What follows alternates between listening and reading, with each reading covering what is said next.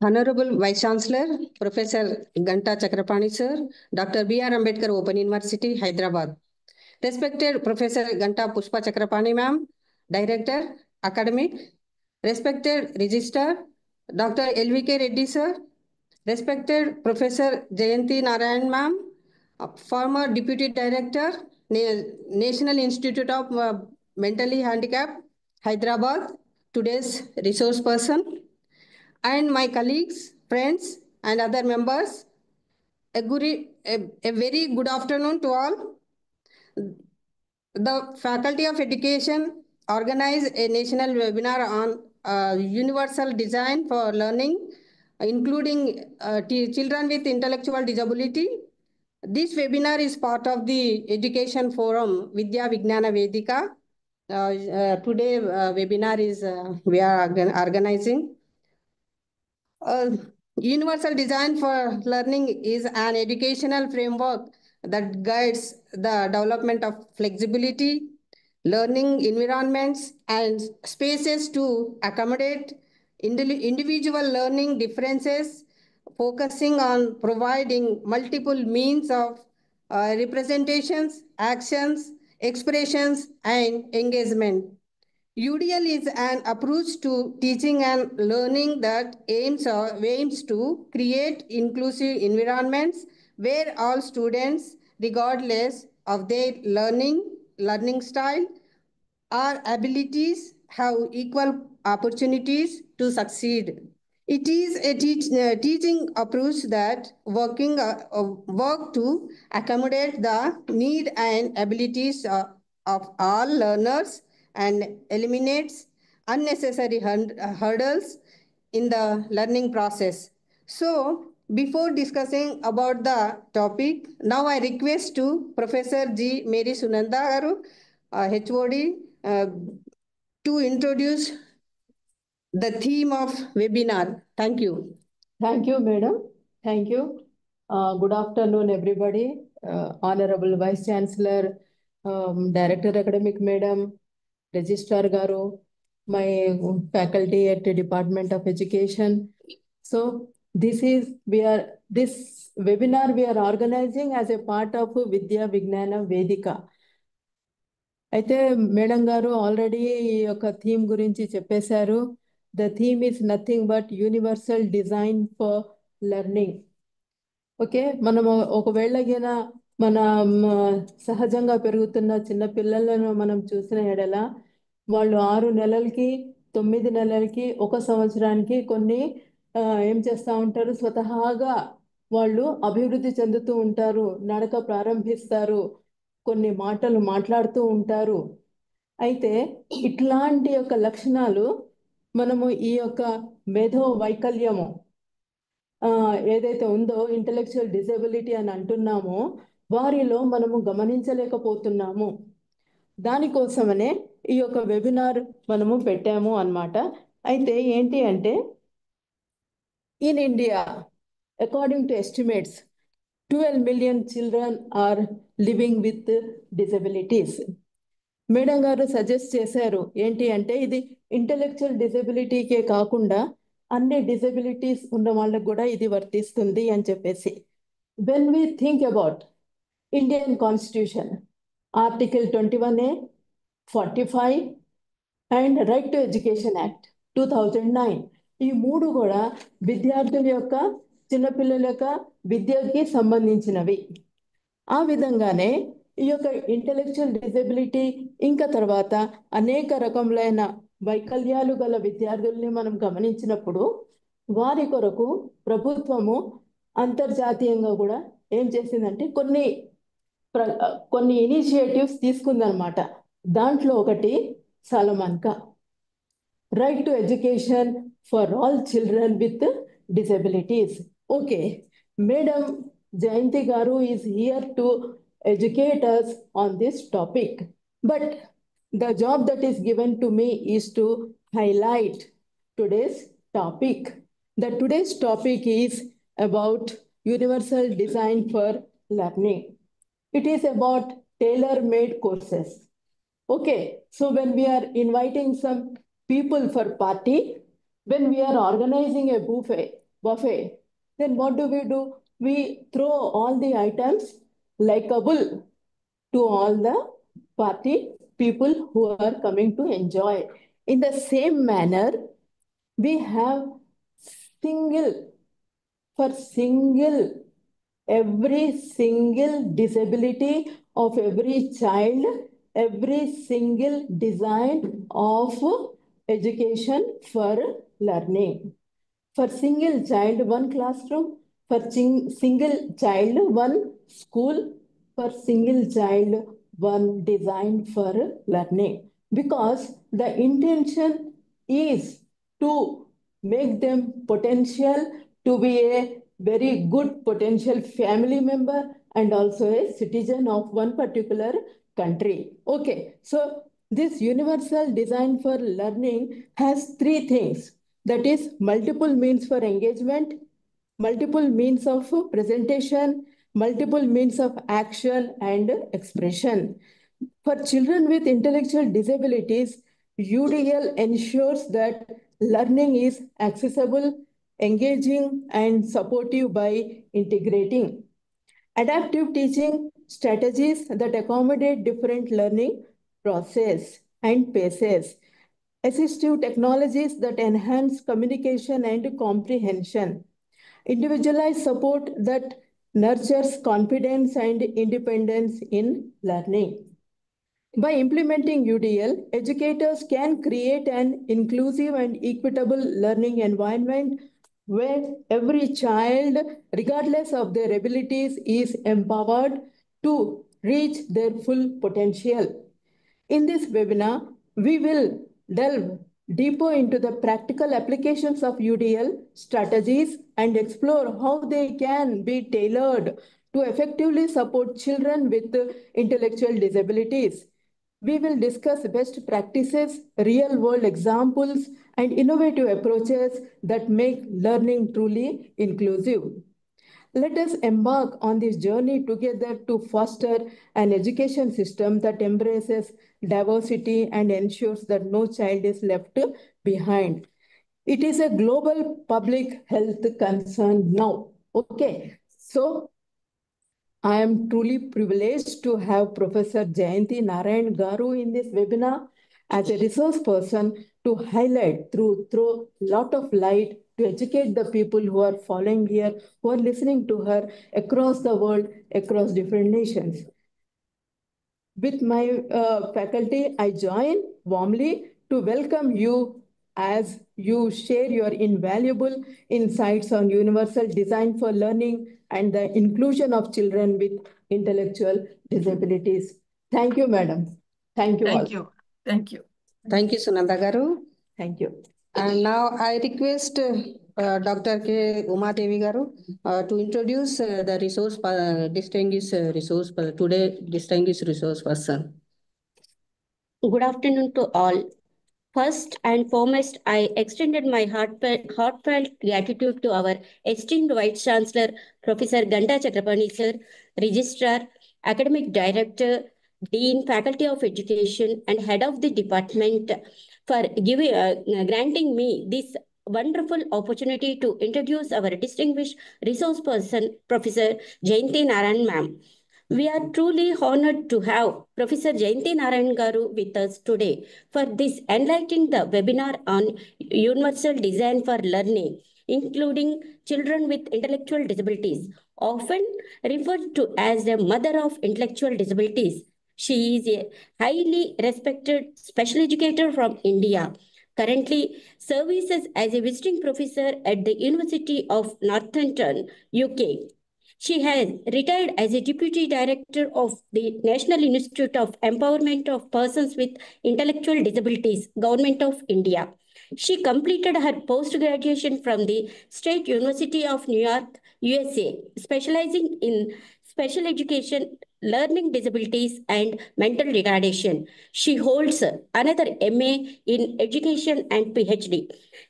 She received Fulbright Senior Research Fellowship from Postdoctoral Research Program at Boston College, Massachusetts, USA. She was also awarded honored doctorate by the University of Northampton, UK in 2018. Dr. Narayan ma'am has been a consultant in special and inclusive education in countries including Indonesia, Maldives, China, Bhutan, and Cambodia, hired by UNICEF, UNDP, WHO, and international agencies. She has written numerous manuals and has research publications in national and international journals of repute chapters in books. She was associate editor for the Oxford University Encyclopedia of Inclusive and Special Education 2021. Please join me in warmly welcoming Professor Jayanti Narayan Garu to this enlightening session hosted by Dr. Ambedkar Open University.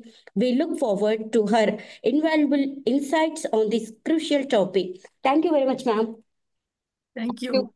Thank Thank you. you very much for your inviting me.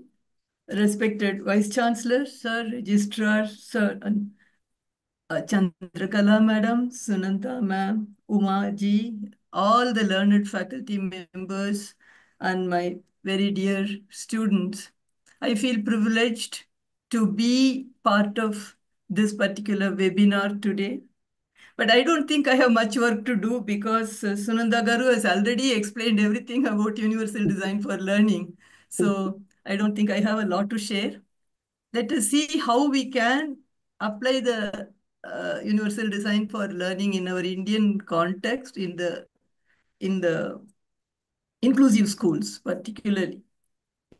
So thank you again for giving me this opportunity to be with all of you today, and let us see together what we arrive at the end of 1 hour.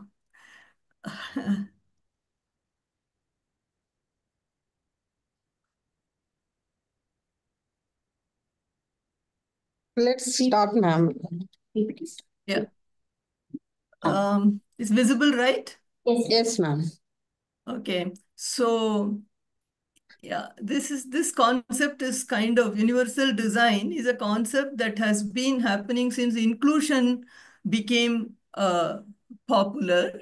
Let us quickly, before getting into the UDL, let us quickly go through the path on which our special education has walked through in our country in the past 4 or 5 decades. Quickly, let us look at it so that it lay the platform for the, what do I say, platform for connecting universal design to today's educational system. If you look at these terminologies that you see on the screen, fostering unique capability of each student, conceptual understanding, flexibility, holistic education, full equity and inclusion, use of technology, life skills, creativity, critical thinking. See, these are all terms I have picked up randomly from the page 5 of our NEP 2020, as I have noted there. So the current education system in India demands that the education is flexible, education is holistic, education cares for equity and inclusion. It is not just 3 hours the children learn, write an exam, pass, get a degree and go. No, the regular education itself is what you are seeing on the screen today, fostering the unique capability of each child. Interestingly, this is exactly what we do in special education. In special education, we look at each child's ability, like Sunanda Madam said, each child's ability and make a plan. Make sure there is conceptual understanding, not simply rote memory in children. The education is complete and holistic so that the child is able to get into the next level of vocation or higher education. Equity and inclusion has been highlighted, starting with Salamanca, as Madam had said, starting at Salamanca Declaration. Equity, but today our NEP 2020 talks about it. Use of technology. And in school itself, very, very important point. In school itself, provide life skills. No, not just all the 3 hours the children learn, which is so disjointed when they come to a vocation. No. Make sure children learn in middle school. They get to be introduced in the current NEP to have the life skills also incorporated. So whatever has been the principles in special education has now come into regular education. This is a point where we should all be very proud of as special educators. These are all principles in special education we have been using for many, many years. But today, NEP says do this in regular education. So this makes our job easier. Now, NEP also talks about, is the slide changing for you all? Yes, ma'am. Okay, sometimes, the child, I keep changing, but at the other end, it doesn't change. And out of politeness, people don't let me know. And so they start stuck at one slide. So any problem, please, one of you interrupt me to let me know, please. Yeah. Okay. Yeah. NEP 2020 also here highlights that the education must not only develop the 3 R's in the children and or cognitive capacities, exam writing, passing, getting grades, but the literacy numeracy alone is not enough, but there should be higher order cognitive abilities. Critical thinking, problem solving. Children with intellectual disability basically lack in critical thinking and problem solving abilities. Daily, let us say, this young man has been trained to take a bus from his home to the workplace, and we the special educators have trained him, so he knows how to, which number bus he has to get in. He has to get into the bus, show his bus pass, which stop he has to get down, how to reach the school. Very beautifully trained, and let us say he is doing very well. One day, midway, if the bus has a breakdown, what do? We think of, is it a walkable distance from this point to my house? Should I take an auto rickshaw and go? Should I call somebody, my father, my brother, somebody to come and pick me up from this point where I am left? These are all the problem solving skills that run in our head. And we find one solution that is the best solution to reach home. Right? But here my boy with intellectual disability, who has been so good with independent traveling, will be absolutely stuck not knowing what to do and how to reach his home when the bus has had a breakdown. So this is it's just an example in the daily living situation where problem solving is an issue on children with intellectual disabilities. These are known as low frequency, highly important skills that a special educator teaches. Low frequency, bus breakdown is not regular, low frequency. But it doesn't mean it can ignore it. It is a highly important skill to teach. What will you do if the bus breaks down? That is a training we have to give to this boy. What are the options in your hands? So that is where the special teacher plays an important role in telling him always have your parents' phone number in your pocket or in your ID card. Anywhere you are, where you think you are lost, you don't know what to do, ask somebody for the phone, punch this number, talk to the person so that your home person will be able to pick you up. This is one skill we give to these boys. Problem solving that comes naturally in you and me will need training in a person with intellectual disability. So NEP, look at this. NEP also talks about teach the children the problem solving skills, social, ethical, emotional capacity and disposition also. So what we have been doing in special education for the past many years is now becoming a norm in regular education also. Yeah. So equal opportunities, another very important highlight that we have. So same opportunities for obtaining quality education in all children. This is a very, very important component that we have to look into. Now, the path that we have traveled, as you're able to see now, the path that you have traveled and come includes 1981, we had the International Year of Disabled Persons. That gave importance to disabilities. Then came the Solomon Carr Declaration in 1994, highlighting inclusion of children with disabilities.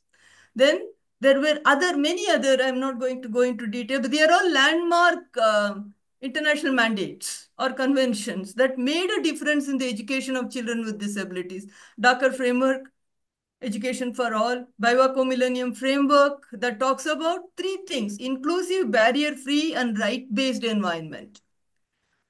Very important 3-pronged concepts: inclusion, The environment must be barrier-free, and the child must have the right, child or the adult, whoever person with disability, should have a right-based way of living. Then UN Convention on Rights of the Child, and ultimately 2006 UNCRPD, that is United Nations Convention on Rights of Persons with Disability.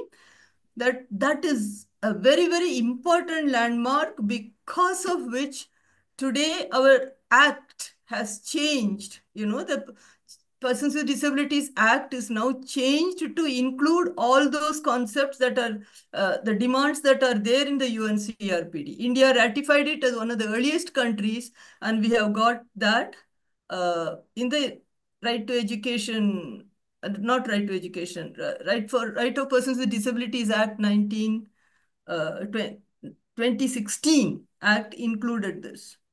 And above all, we also have the Sustainable Development Goals, SDG, that also talks about lifelong learning. See the red highlight that I have made on my own. Inclusive, equitable, quality education to promote lifelong learning. It says everything. That one little short phrase says everything. Ensure inclusive education, equitable. Equitable means not equality, but the child gets what is appropriate for him or her. That is equity. Not everybody gets the same thing. And then quality education, not just for short period of time, learning opportunities for lifelong learning. So this is another thing that has also got India to push up with our education for all concept. Then we have had in the 90s, lot of changes happened in the 90s, where we had the Rehabilitation Council of India Act, where all of those who are all studying now, you are all students. We are all going to have a certificate from Rehab Council of India as a licensed special educator, right? So the regulation of rehabilitation education has been the focus of Rehab Council of India.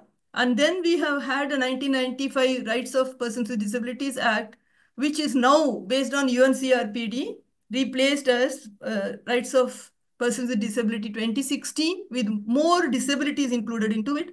Then we have National Trust for Welfare of Persons with Autism, Cerebral Palsy, Mental Retardation, and Multiple Disabilities. That's what it is called. Mental retardation is still the term used there, though we are ID in our day-to-day use that we use. So it covers these 4 disabilities. They require guardianship because the parents wanted to know what after us. Okay, we are there, we'll take care. So these 4 disabilities will demand somebody to look after them, and the act is taking care of that component. And of course, Right to Education Act. All of these put together, now we are all here as special educators and educators trying to give the best to children with disability. So the path we have taken is, for the first time in 1986, we had the National Policy on Education, including a short paragraph on disability, subsection 4.9. Little bit, first time in NPE, there was disability included. Then the special education got some importance. And through the years, integrated education came into existence, where the special teachers were to prepare children with disabilities to be integrated in regular schools. So it was not naturally happening, but then the special teachers had to prepare them.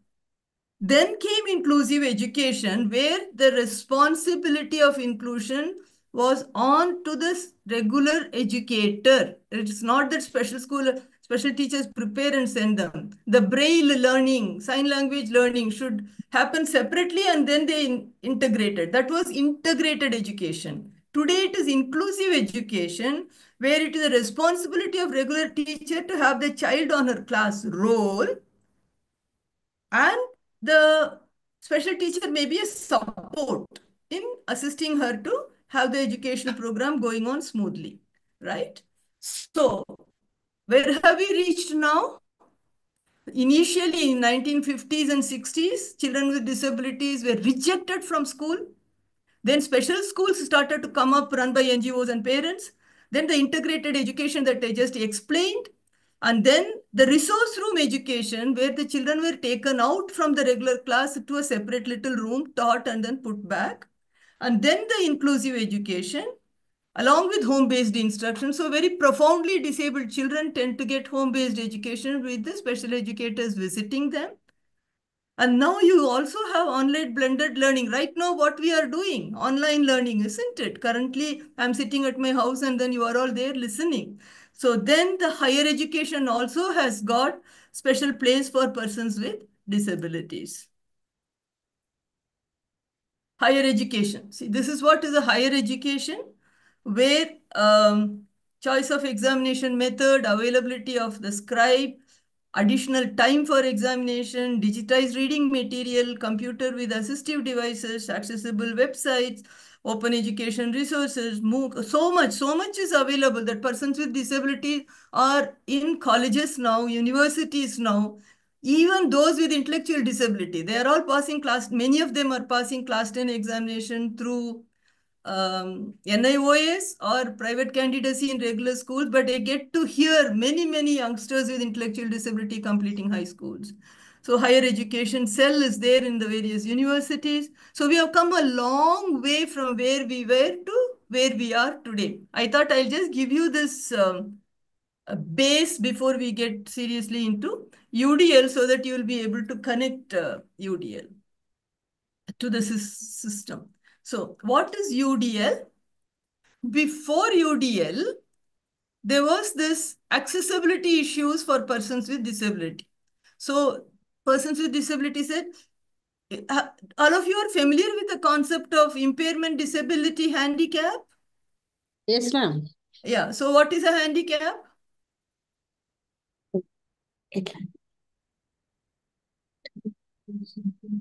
When we say a person has impairment, that means that person has some organic issue. There is no vision or no hearing, or lower limbs are affected, higher limbs are affected, intellectual capacity is affected. So there is an organicity in that person, that is impairment, that leads to disability. What is disability?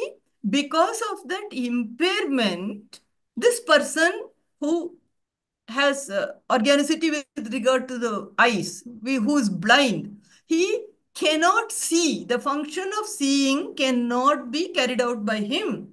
Or the person who is deaf, the function of listening to what I am telling now is not reaching him. Or the lecture room is in second floor. I am sitting there and teaching. And here is a gentleman using wheelchair. Okay, so he has an organicity. He cannot do the function of climbing stairs. That is disability. Therefore, he cannot attend my lecture in the second floor, let us say. So this is impairment is organicity. Disability is a function affected because of the organic impairment the person has. Handicap is man-made. I'll tell you why. I told you that there is this person with wheelchair who has to attend my lecture in second floor. Okay. And then there is no lift in the building, or there is no ramp in the building. So this person in the wheelchair is staying downstairs only. He is handicapped to attend my lecture. But if the building has a lift or a ramp, or I decide, all of you audience listening to my lecture, let us all go to a room downstairs and then let us have the lecture. Now what happens? This man is not handicapped to listen to my lecture. Are you getting what I'm trying to say? The handicap is created by the environment to a person. The person can have an impairment, because of that, he can have a disability. Another example, I have a blind student in my class and I keep on writing on the board. He cannot see. The function of seeing he is not able to do. Whatever I talk, he understands. But I keep on writing on the board and I am not explaining that I am drawing a graph here. I am drawing what do you call that?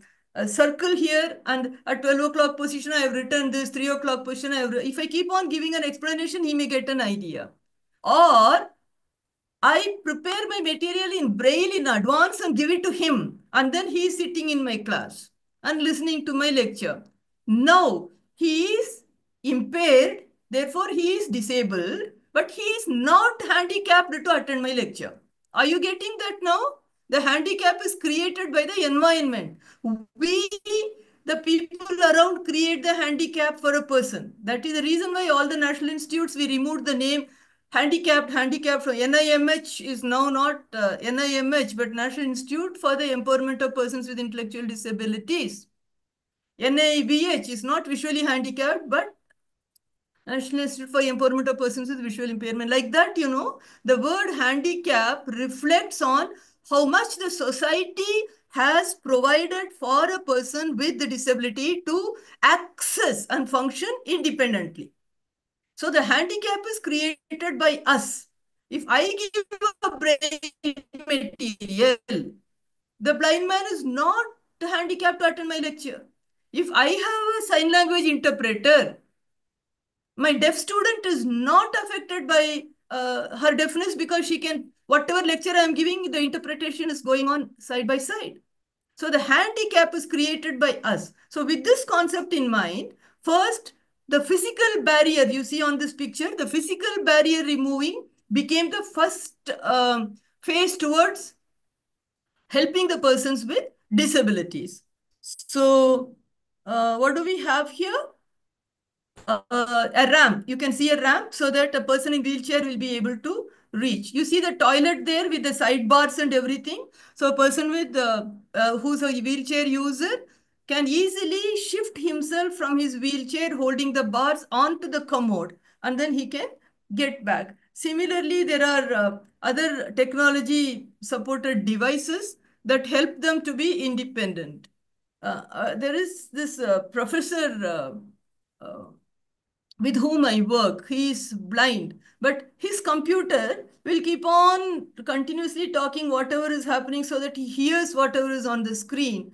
So many a time I find that his computer talking helps me not to having to read the chat box below. You know, chat box, you people keep on giving comments. No, every time I have to read the chat box while there is presentation. But if sir is with me, his computer will keep talking. I'll be able to hear. So it is a help for me also that his disability device is help for non-disabled people like me also is a point I'm trying to make.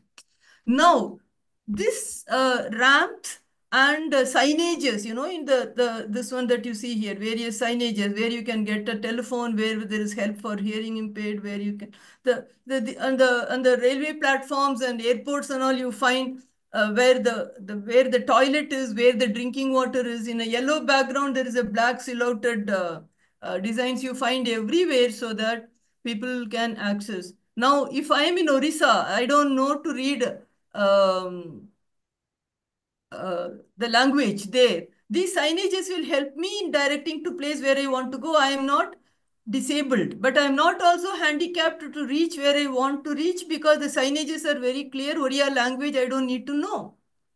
So the people with disabilities said, you make special arrangements for us. But it has become universal. Everybody is using it. Non-disabled is also using it. You make a ramp like this that you see here. And in the railway station, people take their stroller onto that, you know, their carry bag, that they stroll it onto the ramp and reach where they want. They are not disabled people, but they use the ramp. So the persons with disability said, this is not just for us, it is for everybody. Therefore came the term universal design. That is how the term universal design came into existence. It is not the accessibility and barrier-free environment is not just called for the disabled. It is called universal design today. That's the concept. And also, if you all might be knowing that when the ramps in the public buildings were made at the back of the building, persons with disability objected to it. We are equal citizens like others. Why should we come from the back entrance? Make our ramps in the front. So the collector's office and all other public buildings started to make the ramps in the front of the building with the specifications given. So it is not something attached at the back of the building. And why should we go from the back? We are citizens with dignity. So that is the status now. See, early years when I had all my black hair, people with disabilities were locked up and chained and kept, and census people come, the parents won't even say that there is a child like this in the house. 1970s, I'm talking, 60s, 70s, all those. Today, they not only fight for the rights, but they say we have equal opportunity. You go through the front entrance, we come through the back entrance. No. And they are right. They are equal citizens, right? So, universal design terminology, all of you, I think, got the background, why we got the term universal design. Now, coming to learning. So, the educators started to think, why don't we use a universal design for learning also, where not only the child with disability learns, but also the others. Okay. So, what do you mean by, did the slide change? Yes, ma'am. Okay. See, the functional definition for accessibility simply means that all students should have the opportunity to acquire the same information, engage in the same activities, and enjoy the same services that a non-disabled child enjoys in a school environment. In other words, you and I, what we are able to access, a person with disability should be able to access, full stop. That's it. Very, very simple. Whatever it is that you and I are accessing, they should be able to access. So this concept in a school environment, the focus is on acquiring the same information, engaging in the same interaction, and enjoying the same services that a child without disability happens to get in a school. So this will require not only structural changes in the school like ramps and lifts and all of those, but also the curriculum and instruction, right? So that's what we are going to see now. All of you with me up to this? Yes, ma'am. Yes, ma'am. Yeah. Some response will help me. This is a drawback of a online interaction. If it is a group with whom they are in front of me, then we teachers will also know how they react. You see, this online always has this talking to a rectangular screen. Okay. So when we design, first we have to look at the strengths in the children and not the deficits. The pathologists, like a speech therapist, physiotherapist, occupational therapist, psychologist, they all see the pathology in the child, what is not right in the child, so that what treatment must be given. They are right because they are trained for it. But we, the teachers, are trained to see what is the strength in the child and how best I can use the strength of the child to make up for his deficits. That is the difference between an educator and other professionals in the field of disability rehabilitation.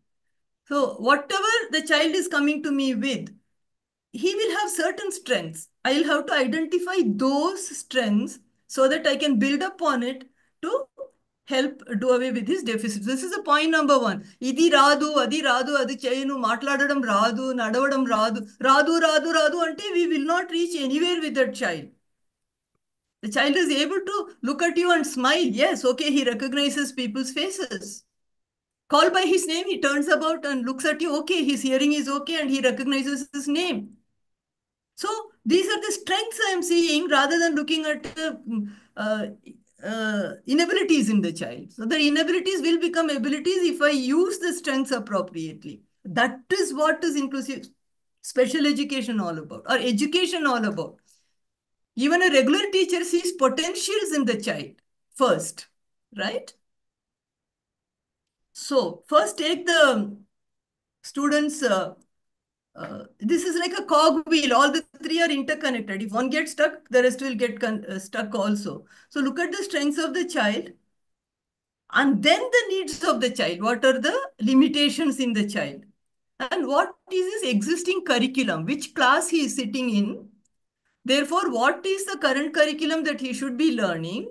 Out of this current curricular content, अपनी strength को use करके क्या क्या बच्चा सीख सकेगा, क्या क्या सीखने के लिए हमारा मदद चाहिए, और क्या नहीं सीख पाएगा और कुछ हम सिखाना है उसके. We have to compensate for with something else because this the child cannot lead. So the teacher has to be able to make those divisions. In this curriculum, these are the things he can learn without difficulty. These are the things I need to help him. These are the things I need to change because he cannot learn.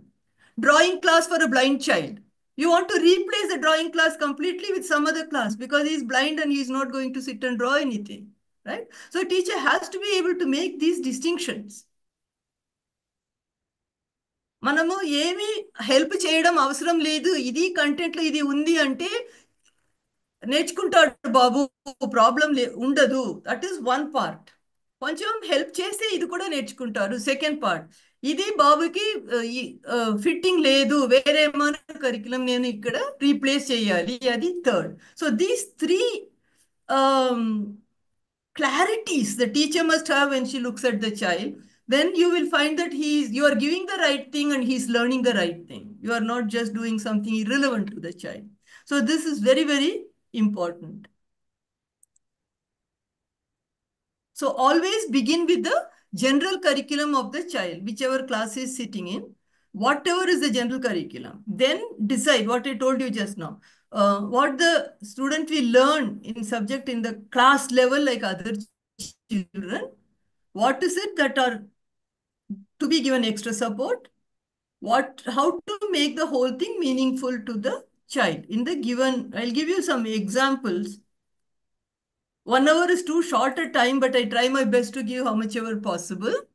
And let us see this example here. Suppose when you have to make the IEP goals for the general curriculum, make it, even if it is more content in the lesson, give only the core main idea to a child with intellectual disabilities. For instance, digestive system. I've given here an example of digestive system.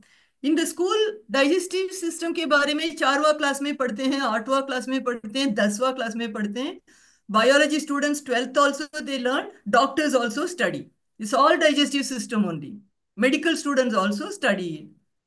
4वां class में जो पढ़ते हैं and 8वां class में पढ़ते हैं, there is a difference, isn't it? So 4th class digestive system is very bare minimum. 8th class is little more. 10th class is much more. 12th class is much more. Medical education is much, much more. But all is about digestive system. So here is a child with ID. Maybe 4th class level material he has to learn. Give him less than that. Tell him the digestive system is responsible for whatever you eat, what is the function of it, how the waste is eliminated, and you become big and strong and good and all that. And then the various parts of the digestive system, name them. What does the teeth do, the function of it, after you swallow, where the food reaches. So he will get the minimum, but he will understand the core of digestive system. This is how you adapt a lesson, right? So, and lots of TLMs in terms of models, or nowadays a lot of video pictures are there. We can easily show them the video to see this is how it functions, this is what it is. And this part that you see on the screen is here for you, or touch his tummy and show him. Yeah. So this is the rest of the class learn the complete digestive system the way it is in the class 4 textbook. You are simplifying for him and you are getting him the video and the model and all. But the rest of the class can also see the video and the model. Just like the ramp is used by disabled person's wheelchair and your stroller luggage also. All children benefit because you brought the model into the class for the sake of the child with the disability. That is universal design. Every child learns because of this adaptation you are making. A blind child in the class, he'll understand digestive system by touching at the various parts of the digestive system model that you have brought into the class. That is where universal design is aiming at. Everybody benefits because you do it for one person. Yeah, and teach them little differently. No, the illustrations, children, I have already mentioned, model that a blind child will be able to make use of. And instead of written answers, get oral answers from him. multiple modes of representation. You just talked about, madam was talking about multiple modes of engagement. So if every child is writing a written exam, ask him for an oral exam and give him the mark. What you need is concept understanding, like NEP said, we saw in the first slide. So he gets the concept. Yeah. So, yeah, when you want to include and also have the UDL functioning effectively, together accommodate and modify. I'll just tell you what is accommodation and modification. It has a technical difference. Both are adaptations. Accommodation and modification, both are adaptations. Now, okay, accommodation is the content of the lesson remains as it is. The process of teaching you will vary. Just like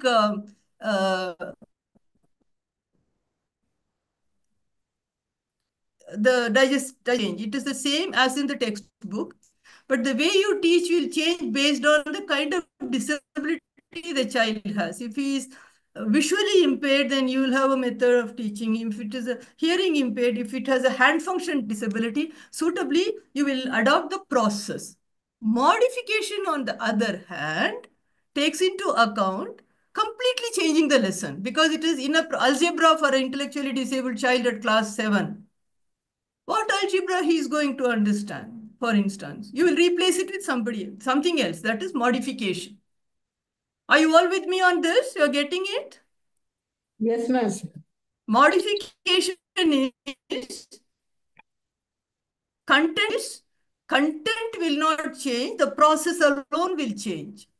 It will depend on the child who is a learner here, and you will be able to make a decision that इसी content को ये बच्चा को थोड़ा अलग से सिखा सकूंगी, that the teacher can decide, no, this content will not fit this child. That is modification. And both are called adaptations in your curriculum that is already existing. In curricular, I repeat, in curricular adaptation, there is accommodation and modification. Modification, content and process both will change. Yeah. So this is how you will decide what to teach a child that is meaningful to him or her. No. So when you do that, you will take into account who is the student, what is the disability component in him and what is the strengths in him, who is the teacher for the child. It is not always special educator. In an inclusive classroom, there is a possibility that the regular teacher is teaching and special teacher has already helped in adapting the lesson or modifying the lesson. Or the regular teacher is dual teaching situation or team teaching situation.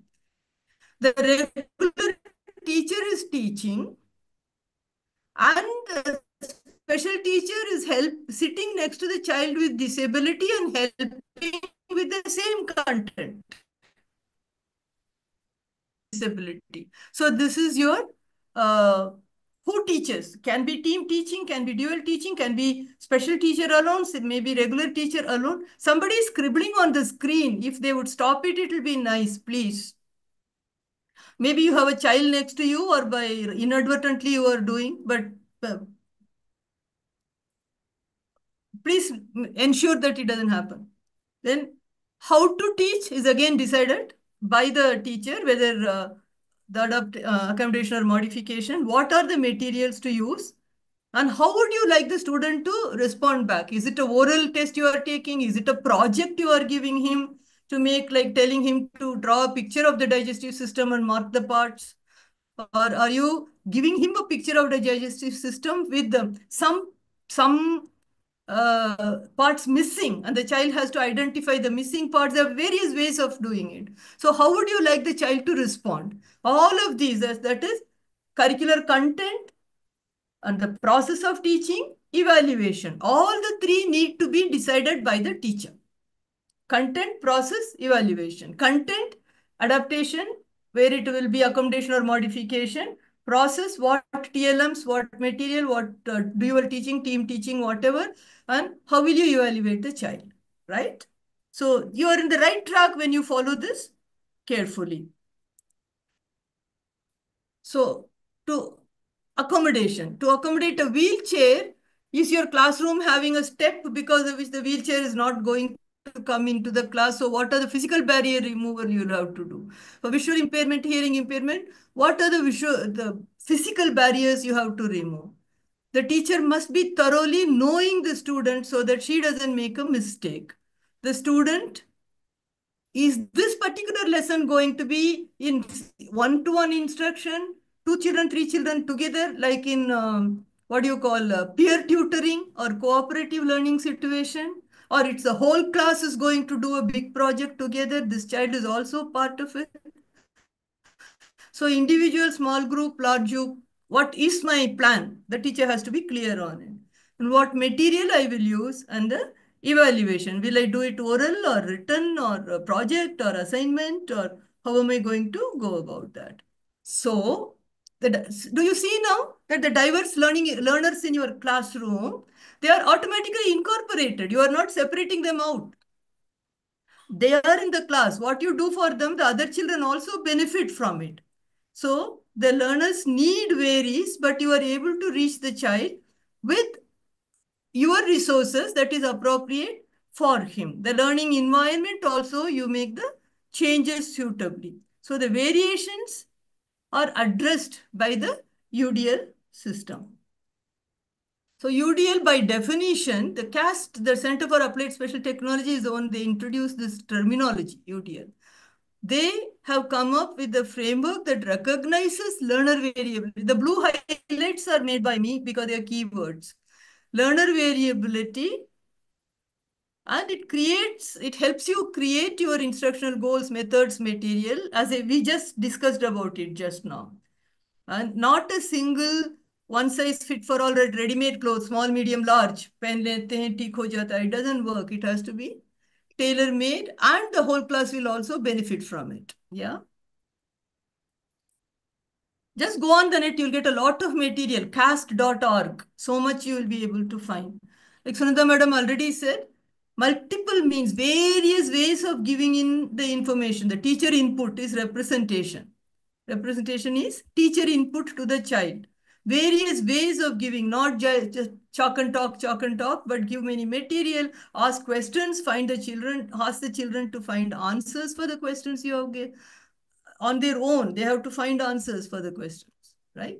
So, yeah, and then various means of allowing the child to express in return, not only written answers, but various means. We can tell them collect pictures of trees of various kinds and bring to the class and make a chart about the trees and explain the trees. Or season, now it is summer season, right? Collect pictures of various kinds of things that are important for summer season and divide the children in smaller groups. And this is a lesson called summer season. Children do all this. So varied kinds of projects or various ways of action and expression by the child, not necessarily verbal. And the children in your class will be very, very bright, a few of them, and not so bright, some of them. So very, very bright children learn faster than the others. So the engagement that you are doing should be challenging to the child at his or her level. This is very important. The worksheet that you are giving to the child who is very bright should be tougher than the ones that you are going to give to an average group of children in the class. And these children with intellectual disability might get a much simplified worksheets. So the engagement is meaningful and challenging to the child at his level, and therefore increases the motivation of the child. If it is too high, the child doesn't know what to do. He will look out through the window. If it is too easy for a bright child, he will finish it and start being mischievous with other children. So therefore, it's very important multiple means of engagement, different levels of giving them the material so that they perform suitably. This is from CAST. So the multiple means of engagement is your affect region or the enthusiasm, motivation, all of those that stimulates the motivation when you are going to give it at their level of challenge taking. Representation, that is generally your limbic system, that takes care of it, the engagement, your emotions. Then The representations usually are the occipital lobe and the temporal lobe, parietal lobe. They are the ones that receive the information that is being presented, make sense out of it, understand and perceive what is the new input that is coming in. And do I know this before? Is it coming to me for the first time? Am I understanding? See, as I am talking to you all, you will be saying, oh, what she is telling, I already knew. This is not new to me. I knew it already. Oh, this material, what she is telling is something new to me. Aha, is it so? So that is what is your representation. The input keeps on coming and your memory keeps on telling you, you know it already. You don't know this, you get to know this. Oh, this is not important for you, leave it. So that is all done by this violet marking that you have here, multiple means of representation. The inputs are received. Then you respond. Now, if I ask you questions, you will respond to me saying what you said, I didn't understand. Oh, this I like. I have a child in my class like this. I tried this. It is doing very well. So this is your various modes of expressions to tell me you have understood what I'm talking about. So that is in your frontal lobe and this area is responsible for it. So you have to stimulate all of these. Look at this now. The what of learning, okay, is your multiple means of input. In other words, the content of it. You recognize it. The strategies you use is the process. Multiple means the child and the process includes your input to the child and the retrieval from the child, both, whether he has understood or not. So your evaluation and your input to the child and the evaluation from the child that you are receiving. And then the last one is the product. So ultimately, what have I learned at the end of the day today? Have I learned something? The teacher asks herself, have I really taught something children have understood? All their evaluation shows they have understood. Yes, okay, I have done a good job. The child also says, yes, I have learned something today. So these are the three that we keep on working around with varied contexts and materials and methods. And that is what is UDL all about. Now, I never said disability now. I just spoke about what it is. Now you think how beautifully you can fit in a child with disability. Because you are using multiple modes. The child will pick up one of the modes for him that is suitable for him. So you don't have to worry about separate planning. So what do you do here? When you plan a lesson, in this lesson, what is it all children will understand? I don't need to do anything. The gross idea of the lesson, all children will understand. In the pyramid, that's the largest base. What is it that most of the kids would understand, but some of them will need extra explanation? That is the second bit. The teacher has to decide this looking at the lesson. Yeah. And what is it that some students only will learn and the others will not learn? Or some students will have more difficulty in learning. Either way, the positive side or the negative side. That will be a small number. So children with disabilities might require total modification in some areas. Major concept, everybody, when you know this, look at all the 20 children in the class, almost all of them will understand this concept. That is the broadest. Some will require some extra support. Some will learn most of it, but they need extra support. Some will completely learn in no time, and I need to give them more tougher task. Or some will not learn at all, and I need to give them the lowest rung and the highest rung in your total classroom spectrum, right? So this once you have planned, it will be easy for you. Now you use UDL to teach germination, let us say. Usually what do? We draw on the board. The teachers generally draw on the board the seed below the sand level, the soil level, and then coming up whatever you are seeing. Instead, make it go on through the few days. Divide the children into smaller groups and all of them have responsibilities. So you will tell them that for the plant to grow, we need water, sunlight, soil, and what is the other one? We need water, sunlight, soil, and air, all the four. So there is one seed that is having no soil, one seed that gets no sunlight, one seed that gets no water, and one seed that is tightly closed in the bottle, no air. And then let the children leave it and watch for a few days. All are done by the children. So then the children understand, and there is one that gets all of them. Good soil, good sunlight, good water and air, all the 5 bottles. the children learn easily what are all required for germination to happen. So very clear goals in the class and provide many ways to achieve what I narrated just now, and let the children only do the bottle, divide the class to have the 5 bottles done by them. And then let them watch for a week, let them see. Then you give them the written work or verbal work or question answer or examination. But then the concept is clear. There are children in the class who are intellectually disabled or blind or deaf or locomotor. They are all part of this exercise of germination and what are the required substances for germination. All of them are part of it. All the 25 children in class. So I know it's a lot of work for a teacher. The syllabus is so heavy. Every lesson you cannot be doing this will be the first response coming from the teacher. You don't do it for every lesson. You do it for every third, fourth lesson, which you think is demonstratable lesson, which children will understand better. And nowadays we have a lot of technological support, so you can also show videos of the whole thing. But nothing like children doing it. And then you see how the concepts go into them so very neatly. And that is what is UDL all about. Universal design. Universal means everybody learns. Nothing special done for the child with disability. Of course, use of technology. Now, as I was just telling you, teacher's role has become not a teacher, but just a facilitator. Just tell them and then click of the button, children get what they want. Encourage exploration. Accessibility facilities, very effectively use it. And allow the children find answers. You just leave them with questions. Let them find answers for it. Tomorrow we find out answers and come back and leave them with questions. Curiosity, which is a cognitive function, which will be encouraged in the students. Cooperative learning, where 3-4 children together tend to learn. So to sum up, use variety of material, and activities should be towards the goal and should not digress. Grouping them flexibly, very important. And vary the goals and the groups so that same children don't do the same thing. Variety of hands-on experience. Use the data for teaching that you have used for assessment. Encourage critical thinking. And all students are involved in the activities so that it is not specially done for the child with disability. And student selected activities rather than just teacher given activities. It's very important.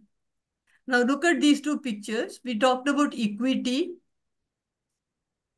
The picture 1 is equality. All the 3 children are given the same thing, but then the child with blue t-shirt does not need a height to be given. Whereas the child with the mustard t-shirt requires extra height. So the second picture is equity, where give what is necessary, not give equally to everybody. The teachers must understand this. Oh, I'm a good teacher. I treat all of them equally. No, that is not correct.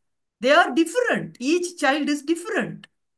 Based on the need of the child, you provide what is appropriate for him. That is equity. Equality, yes, in terms of not to distinguish the child in terms of the religion and caste and socio-economic status and all that. Their equality is very important. Treat all the children equally. Not worry about their backgrounds. But in classroom, while teaching, equity rather than equality. Picture 1 is clearly not appropriate because the boy 1 doesn't need a height. The blue t-shirt boy. Whereas the little one needs more height.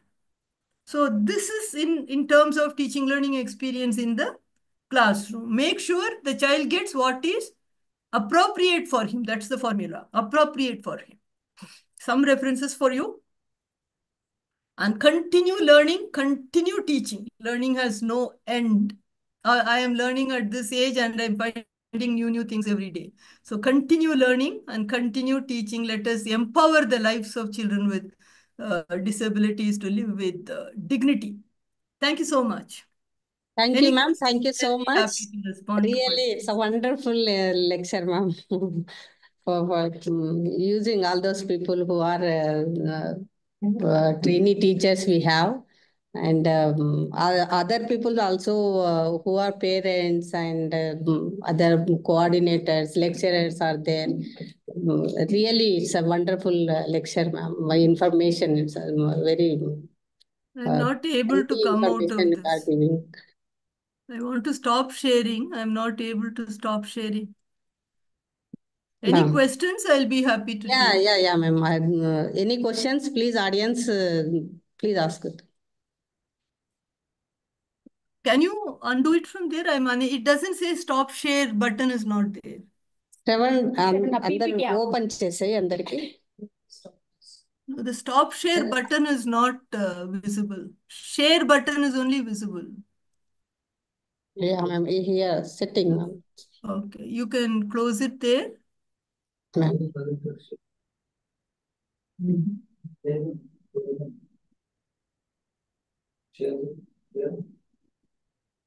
అందరికీ open చేసి speaker on చేయండి. మీరు ఏదైనా questions ఉంటే మీరు అడగొచ్చు madam, ఏదైనా doubt ఉన్నాయి.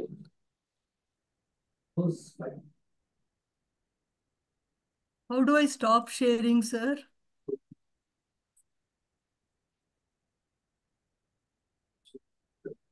PPT. Okay. Okay, got it. Thank you. So online లో చాలా మంది జాయిన్ అయ్యారు madam. 116. Just reading the chat box if there is any question. 17, sorry. Yes, ma'am. Speaker on చేసుకొని మీరు మాట్లాడొచ్చు ఎవరైనా ఉంటే.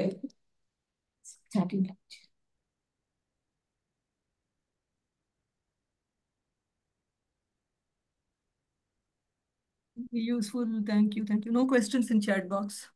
Anybody, any questions? Only in two situations there will be no questions. You have understood everything or you have understood nothing. చాలా బాగా చెప్పారు, అందుకని అందరికి అండర్స్టాండ్ అయ్యింది మేడం. ఎక్స్ప్లెయిన్ చాలా బాగా ఎక్స్ప్లెయిన్ చేశారు. We can have more examples also, but since of time limitations, I really rushed a bit.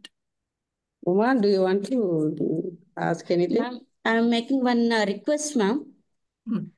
ఏంటంటే ఇప్పుడు రూరల్ ఏరియా నుంచి మనకు బిఎడ్ స్పెషల్ ఎడ్యుకేషన్ చేస్తున్నారు మ్యామ్ మన దగ్గర చాలా మంది. అయితే వాళ్ళకి కొత్త కాన్సెప్ట్స్ కానీ ఇవి కానీ చెప్పేటప్పుడు మనకి లాంగ్వేజ్ ప్రాబ్లం అనేది చాలా ఎక్కువగా ఉంది. కైండ్లీ సజెస్ట్ అస్, ఇవి మీరు చేసేవి ఏవైనా కార్యక్రమాలు కానీ స్పీచెస్ కానీ తెలుగులోకి ట్రాన్స్లేట్ చేసి వాళ్ళ వరకు అందించగలిగితే మీరు అనుకుంటున్న ఏదైనా ముఖ్య అంశాలు వాళ్ళ వరకు చేర్చగలుగుతామని నా ఉద్దేశం ma'am.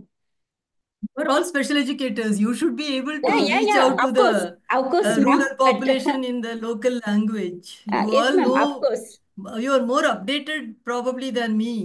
Yes ma'am, of course. కానీ మీ యొక్క సలహాలు సంప్రదింపులు మాకు కావాలని కోరుకుంటున్నాం మ్యామ్. ఎందుకంటే మీకున్న ఎక్స్పీరియన్స్ మాకు లేదు. మీ వల్ల మేము కొంచెమన్నా వాళ్ళ వరకు రీచ్ అవ్వగలిగితే it's great for us ma'am. Do that, not a problem. Okay, thank you ma'am. Thank you very much. Will meet you ma'am. Anybody online లో జాయిన్ అయిన వాళ్ళు ఎవరైనా ఉంటే please.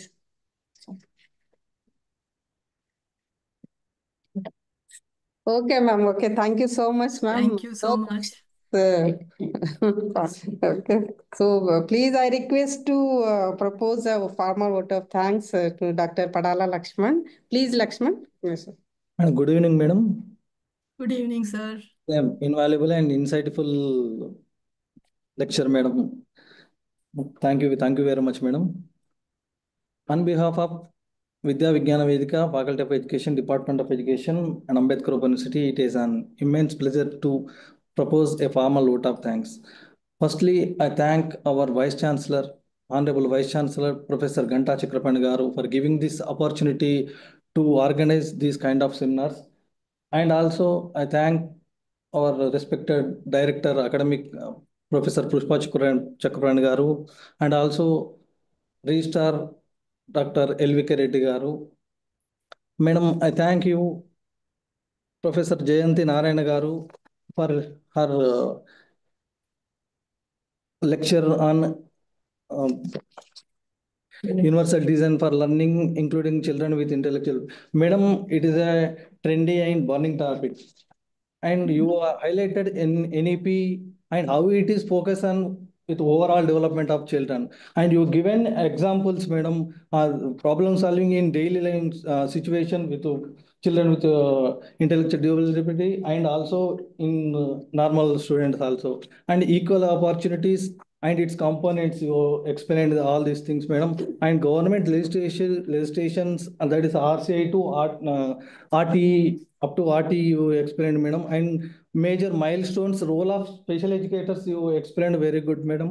And the journey of education, a universal design for learning and its strengths and its concept and its origin and its accessibility with examples you explained, madam. Thank you very much, madam. And also I thank our Dean, Faculty of Education and Head Department of Education for their continuous efforts on the successful of this webinar, madam. And also our faculty members, I thank our faculty members and non-teaching staff for supporting to success of this webinar, madam. And also I thank Director Academic Branch for giving this hospitality and room. And also I thank technical team, Computer Center and AVPRC and other non-teaching and teaching staff who are participated. And also special thanks to participants who are offline and online. Madam I'm saying నేను చూస్తున్నాను and first నుంచి మీ lesson మీ teach start అయినప్పటి నుంచి increase అవుతూనే ఉంటుంది. ఎవరు కూడా వెళ్ళిపోలేదు అంటే I can see 74 people are there right now. 117. But Earlier it was, started from 92, it going to 117, madam. Up to your stage end 116 there, madam. So, వాళ్ళు అంత ఇంట్రెస్ట్ గా వింటున్నారు. Thank you very much, madam. Thank you everyone. Thank you much. Thank you so much for this opportunity.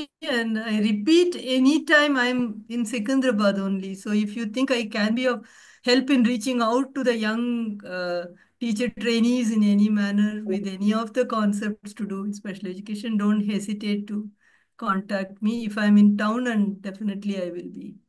Thank you, madam. Thank you so much, ma'am. Thank you, Lakshman. Thank you so much. Thank you, madam. Thank you. And your effort in generating so many special educators through your university is a very great job. So when all those Vanaras were putting big stones to build the bridge to Sri Lanka for Rama, the squirrel was putting little stones. Like that, I can give you those little stones to do your job in generating as many special educators as possible. So, yeah, with pleasure, ma'am. Thank you so much, ma'am. Thank you Thank so you. much. Thank you. Bye-bye. Bye.